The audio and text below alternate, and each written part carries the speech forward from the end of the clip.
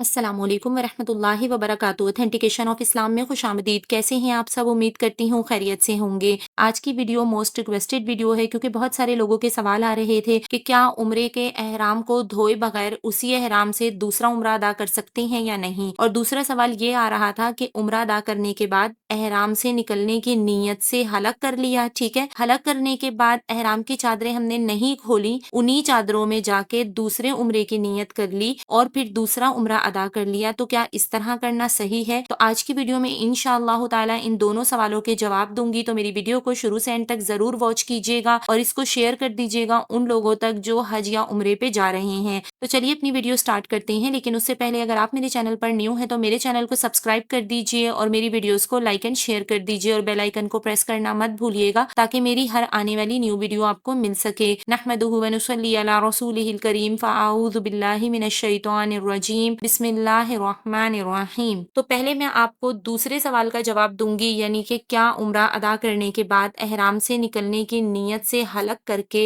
एहराम की चादरें खोले बगैर दोबारा मिकात जाकर नए उम्रे की नीयत की जा सकती है या नहीं। या फिर दूसरे लफ्जों में ये कह दीजिए कि एक ही एहराम में हम पहला उम्रा कंप्लीट करने के बाद उसी एहराम को खोले बगैर दूसरा उम्रा अदा कर सकते हैं या नहीं। तो इसका जवाब ये है कि सबसे पहले ये समझना जरूरी है कि एहराम दो चीजों का नाम है, एक नीयत और एक तलबिया, ठीक है। चादरों का नाम एहराम नहीं है और औरतों का क्योंकि कोई एहराम नहीं होता, औरतों के कपड़े अबाया वही होते हैं, लेकिन एहराम औरतों का पर्टिकुलर किसी कपड़े का या कोई और एहराम नहीं होता। तो ये बात समझ में आ गई कि एहराम नीयत और तलबिया का नाम है, चादरों का नाम नहीं है। तो एक उम्रा मुकम्मल करने के बाद दूसरा उम्रा अदा करने के लिए नए एहराम की चादरें पहनना भी जरूरी नहीं है, बल्कि असल एतबार नीयत और तलबिया का है। अब दूसरा उम्रा शुरू करना जायज नहीं है उस वक्त तक जब तक कि हम अपना पहला उम्रा कंप्लीट ना कर लें। और पहला उम्रा कब मुकम्मल होता है? जब हम तवाफ कर लेते हैं, उसके बाद सई के साथ चक्कर कर लेते हैं और फिर हलक या कसर कर लेते हैं। हलक या कसर करने के बाद हमारा जब पहला उम्रा मुकम्मल हो जाता है, उसके बाद हम दूसरे उम्रे की नियत करेंगे, ठीक है। तो उम्रा मुकम्मल करने के बाद अगर वही एहराम की चादरें जो हमने पहनी हुई थी, जिससे हमने अभी उम्रा अदा किया था, उनको उतारे बगैर या फिर धोए बगैर भी दोबारा पहनकर मीकात पर जाकर नई उम्रे की नियत करें, तलबिया पढ़ें और दूसरा उम्रा उन्हीं चादरों में अदा कर लें, इसमें कोई शरई कबाहत नहीं है। अब दूसरा सवाल ये था कि एहराम की चादरें धोए बगैर उसी एहराम की चादरों में हम दूसरा उम्रा अदा कर सकते हैं या तो फौरन या फिर बाद में। तो इसका जवाब ये है कि जी हाँ, आप एहराम की चादरें धोए बगैर भी दोबारा उन्हीं एहराम की चादरों में उम्रा कर सकते हैं, बशर्त ये कि वो पाक और साफ, ठीक है। तो अगर आपने एक उम्रा मुकम्मल कर लिया और एहराम की चादरें उतारे बगैर दोबारा मिकात जाकर नई उम्रे की नियत की और तलबिया पढ़ लिया, तो दूसरा उम्रा करना शरन जायज है, ठीक है। आई होप आपकी समझ में आ गई होगी। इसी तरह के सवालात के जवाब का सिलसिला मैं इंशाल्लाह अपने चैनल पर जारी रखूंगी, जिससे आपको उम्रे के मसाइल को समझने में आसानी हो। तो अगर अभी तक आपने मेरे चैनल को वॉच नहीं किया है तो मेरे चैनल पे जाके आप मेरी वीडियोस को जरूर वॉच कीजिए। इंशाअल्लाह ताला आपके उम्रे के सफर में बहुत मददगार साबित होंगी। मुझे अपनी दुआओं में जरूर याद रखिएगा। अल्लाह पाक आप सबकी दुआओं को शर्फ़े कबूलियत अता फरमाए, आपकी इबादतों को, आपके उम्रे और हज को शर्फ़े कबूलियत अता फरमाए, आमीन सुमा आमीन। इसी तरह की और बहुत सारी ऑथेंटिक वीडियोस के लिए देखते रहिए ऑथेंटिकेशन ऑफ इस्लाम। अस्सलाम वालेकुम व रहमतुल्लाहि व बरकातुहू।